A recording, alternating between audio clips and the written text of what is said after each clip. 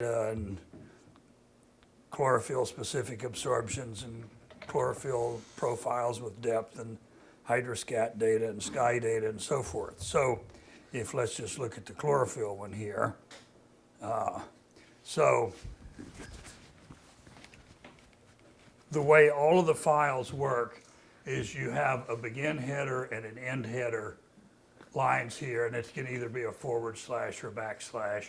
And then you can have whatever you want in between those two lines just to document what's on the file, and that's sort of the NASA official way of doing things. And then, so Hydrolight will look for the end header, it'll skip all of this, and then the first data line will be the first line after this end header record. And in this case, it's chlorophylls, it's simply pairs of depth and chlorophyll. And then to end the data, the recommended way is to make a negative number here. So all of these data files, the first column will either be a depth or a wavelength, and those are always positive numbers. So Hydrolight will just read till it finds, in this case, a negative depth, and it'll say, okay, I'm done with the file.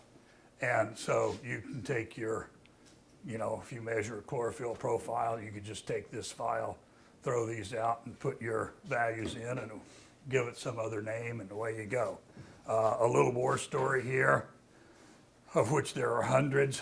So I get this user support thing from some guy that's running Hydrolight, and he says, I've put in all my inputs to Hydrolight, and it's just given just like complete garbage for output. It's not even close to what we measured for the light field. And so, okay, send me your files. So he sends me like AC9 files and all this stuff, and his files of remote sensing reflectances and EDs and all this. Well, I run all these files through it, and it looks pretty good.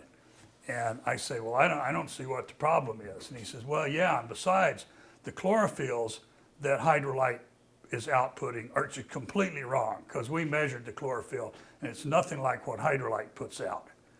And I said, well, what do you mean? I mean, like, chlorophyll is not an output of Hydrolight, it's an input.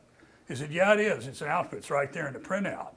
Well, what he was doing is he took this example file and was reading it into Hydrolight, and he was off in the South Atlantic somewhere, and didn't get that this is just an example. You replace this file with your chlorophylls. Get it? And oh, I didn't know that. And I didn't think of it, but I should have said, look, if I have a piece of software where you can put in the day of the year, the latitude, the longitude, the time of day, and it will print out the chlorophyll profile, we shut down the NASA remote sensing program. I mean, that's what we're after here. So anyway, there's a lot of stories like that of misuses of Hydrolight.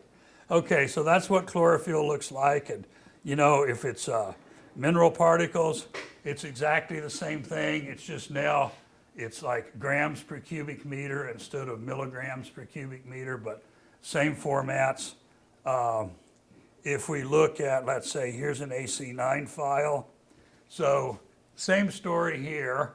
Now the first line after the end header, it says 9, and there's the list of the 9 wavelengths. And then the next record is the first depth, the 9 absorptions, and off the side there are then the 9 beam attenuation values. So if we look over there, you see here is the absorption at 715. Well, it's all zeros because they've obviously done the scattering correction by subtracting the value at 715. And then the next one is the beam C at the first wavelength, 412, 443, and so on. So that's the way it works. Now, with an AC9, the A and the C side have exactly the same wavelengths because there's a filter wheel in there going around. Be warned that on an ACS, the A and the C side have the same number of wavelengths, but they're not necessarily exactly the same wavelength. So one of them might have 443 and the other one might be 447 or something. So but on the ACS file, it's the same format.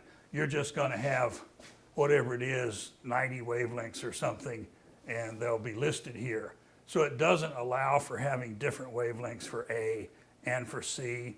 So what I recommend is if you have ACS data, when you clean it up, do all your scattering correction and everything, and then spline fit both sides, or both A and C, to a common set of wavelengths, like maybe 5 nanometer resolution or 10 or whatever you want to use, and then put that data onto this file, and then you're ready to go, and the A's and the C's will have exactly the same wavelengths.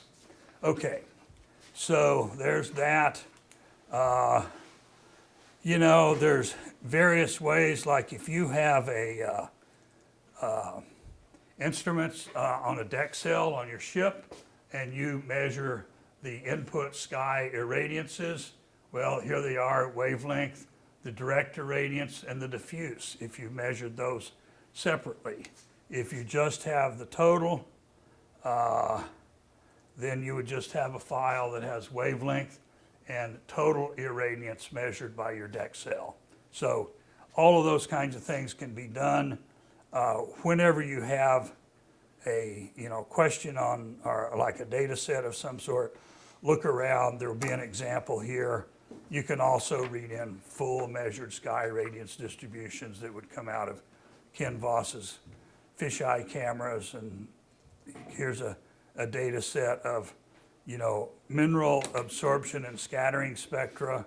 So there's an A star for minerals for red clay, and once again it's just wavelength and the A star values now in meters square per gram. So when you multiply this times the concentration in grams per cubic meter, you'll get the mineral absorption coefficient in 1/meters, which is all Hydrolight cares about. Okay, so enough on that. So let's just go back here and do a couple more runs. So here's a run 2, let's say, and we'll call that demo 2.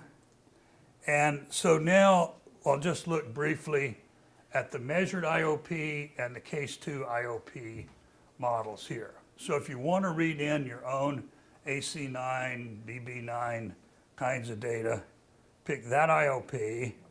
Here it says it's pure water plus everything else, and maybe you have a filtered AC9 as well as unfiltered. Now, the only place Hydrolight would use the filtered AC9 data is if you include CDOM fluorescence. It needs to know how much light was absorbed by CDOM, which it can get from that. Just like for chlorophyll fluorescence, it needs to know how much chlorophyll was there to absorb light so it can do chlorophyll fluorescence. Okay, so anyway, let's just suppose we'll just take seawater there. Here's a, let's see, there's one of your exercises, I think, uses this AC9 Bahamas data and does something with that. So you go browse, get that file, and you're good to go.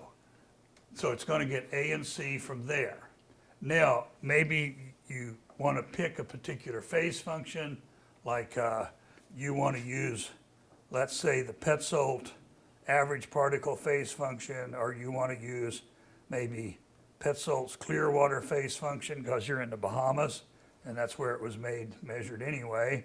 You can browse for a particular phase function by file name. And DPF just stands for discretized phase function.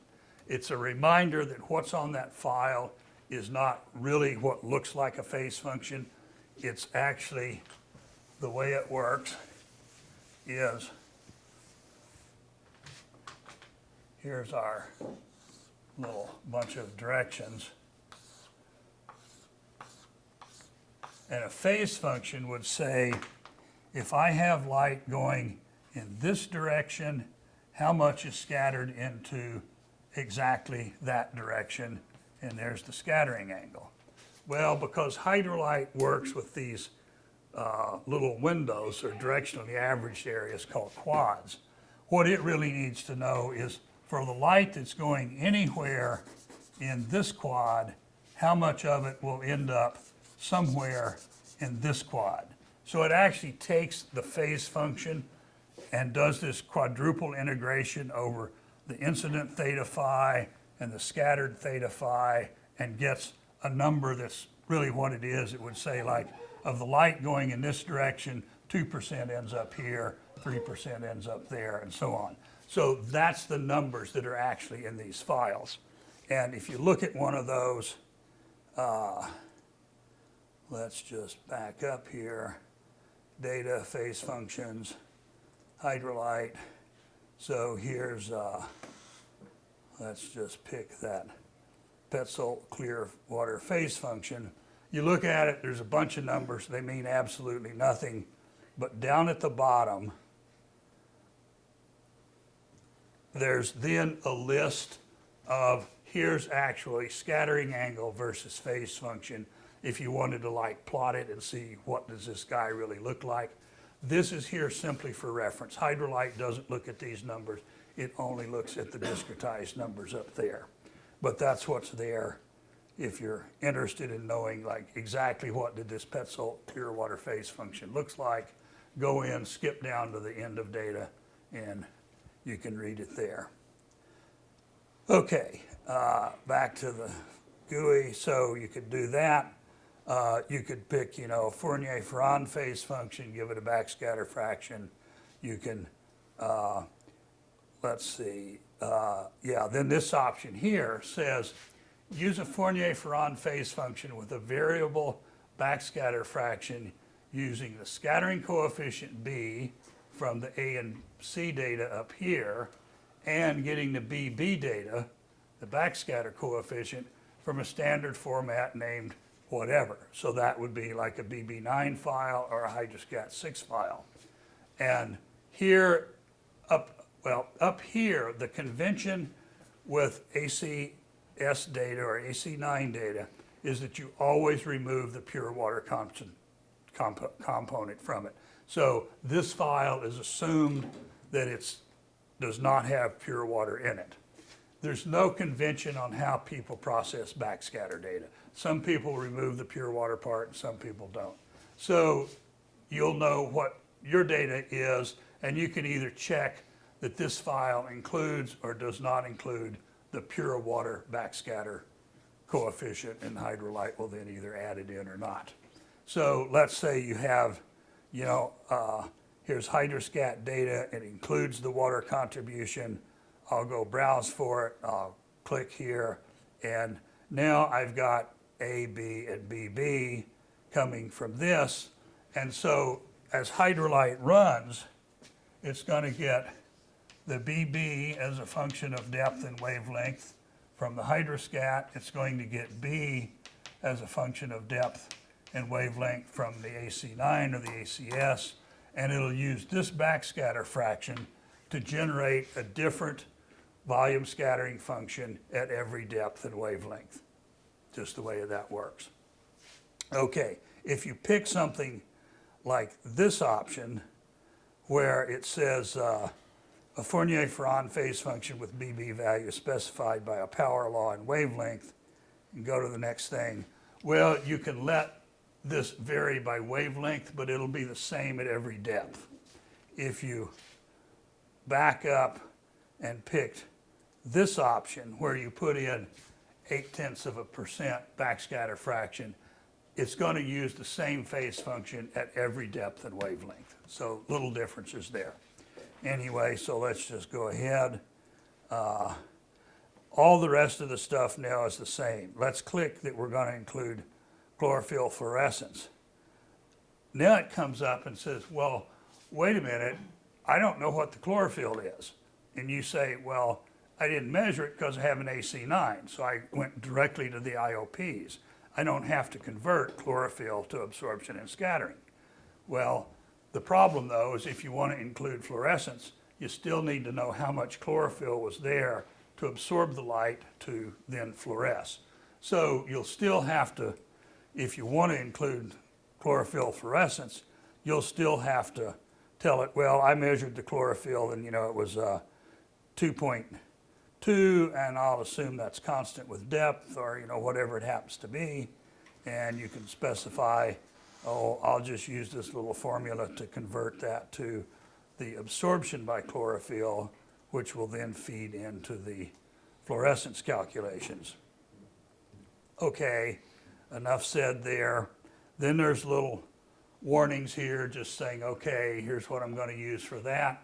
And the run must include the relevant excitation and emission wavelengths. And I think I commented on that this morning. You need to go, let's say, from 400 out to 700 if you want to include chlorophyll fluorescence, because that light at 685 is coming down from 400, 440, 450. And I've had people who only were interested in the fluorescence line height, so they just do the run at 685, and then there wasn't any fluorescence. Anyway, okay, same as before, you know, you pick the wavelengths, all of that, and all of this stuff can be the same. And we'll just skip on through here, and then let's just leave that, and then we'll save that. Let's just go back and do another run now. So here's run 3 and demo number 3. And then here, let's build up now a case 2 water body. So we'll pick this one. There's a generic case 2 and there's a new case 2. And this one uses the new case 1 model for the phytoplankton part, but then you can add in some extra CDOM or minerals. This one does everything from scratch. Okay, and I should also back up here. Let's say you want to use a different temperature and salinity to compute the pure water values. Well, you can go into this physical parameters thing and say, look, I was offshore here and it was 12 degrees and the salinity was only 30 parts per thousand, whatever. You can change those kinds of things there. Okay, so back to here. Then we're going to have now pure water, chlorophyll-bearing particles, CDOM that does not covary with chlorophyll, and mineral particles that do not covary with chlorophyll. So this is probably what you would want to use to build up a model of the Damariscotta River. Okay, so let's just take that, and if we click here, it says now I'm using 12 degrees C and 30 PSU for salinity. Okay, now for the chlorophyll, same thing before you put in your profile or the value, you're going to have to turn this into an absorption coefficient. So maybe you've measured somewhere the A-star chlorophyll, maybe you haven't, you'll just use a little model. For scattering, if you measured a chlorophyll-specific scattering spectrum, which very few people do, but if you've got it, you can read it in. Otherwise, pick some little model here. Emmanuel commented that you get a better fit for this power law to beam C than you do for scattering. So I generally use it for beam C, and then it's going to get the scattering from this C minus the A that's coming from the chlorophyll part. Okay, so we do that however we want. We still have to pick a phase function some way. We do that. We go on to CDOM. Now, the way CDOM works, since there isn't like a concentration as far as grams per cubic meter or something like that, the CDOM concentration is taken to be the absorption by CDOM at some reference wavelength. And so that's in units of per meter. And this is usually like 400 or 440, something like that. So if you've measured the CDOM absorption or you want to have a value, you pick the value of the absorption coefficient at a reference wavelength. So let's say it's 0.25, and then where it says pick the A star, then I'll tell it, well, that 0.25 per meter, that was at 440, and I want to have a slope here of, whatever it happens to be. Here's the default. So it's going to take that 0.2 per meter here, multiply times the exponential and get the CDOM absorption at all the other wavelengths, is the way that return works. Okay, so we'll just have that. If we want to put in minerals, then, you know, once again, you can put in a concentration, read a profile, whoops, whatever, and, oh, I've screwed it up now. Okay. So there's minerals. You still, once again, have to turn the concentration into an absorption. So maybe this is red clay there. We went and got that spectrum, fine. We come over here. You go browse for this file, data, examples, no, sorry, defaults. Somewhere there's a, where'd it go here?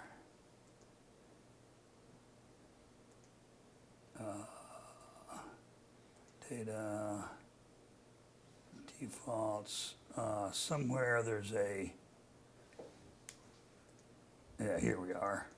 So if you wanted to model, let's say red clay, and you pick the A star for red clay, you want to make sure you get the B star for red clay and not the B star for yellow clay. You'll get a perfectly good solution to the radiative transfer equation. It's just not the problem you wanted to solve. And there's no checking by Hydrolight to make sure you got things consistent there. Okay, so we're going to pick whatever it was, B star for red clay. Okay, we've done that. And so we've now specified the minerals, and we still pick a phase function here, so maybe we want to do 3% backscattering for phase functions, and away we go, and we'll throw that stuff in there. Now it's telling you, okay, I know where to get the chlorophyll, I know where to get the CDOM, and be sure to include enough wavelengths. Okay, so then the rest of it is all stuff you've already seen, and we get down to the end here, and we can go ahead and run, let's just run Ecolite on these.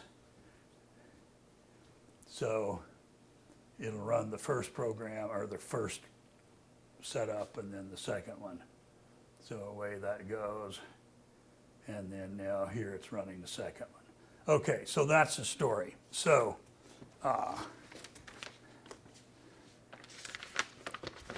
will pass out today's little bits of joy. So here's one. First one is on inputting measured chlorophyll. And just says, you know, create a file of depth versus chlorophyll and play around with that. There's one on inputting IOPs from AC and BB sensors.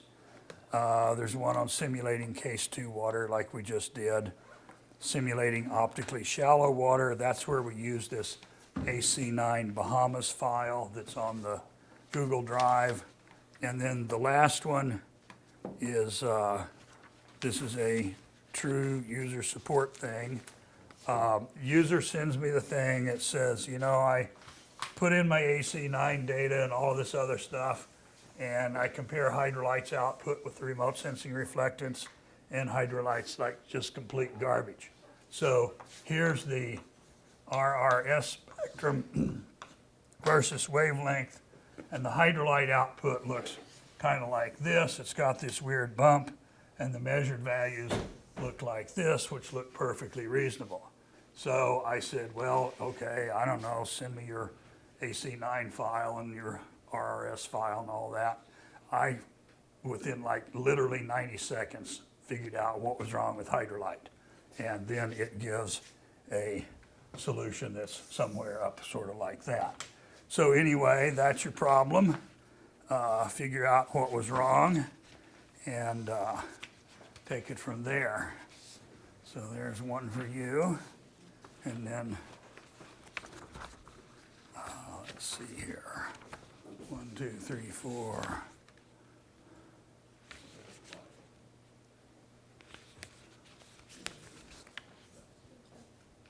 Okay.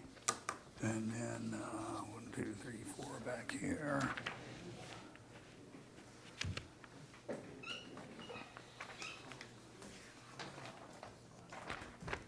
Send those down.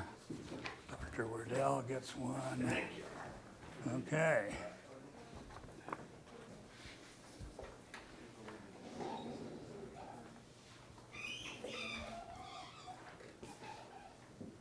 So I will be at the back of the room at your service as needed.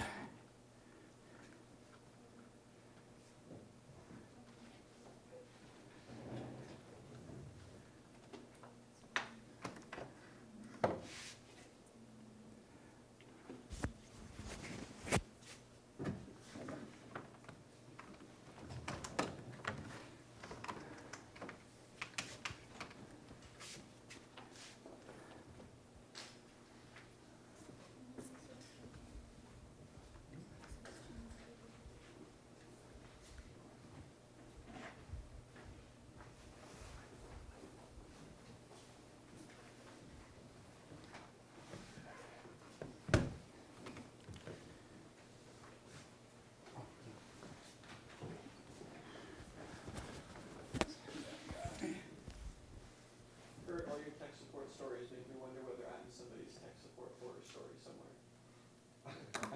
You know, I should have I think, well, another good one is, so the guys often, I don't know, the Pacific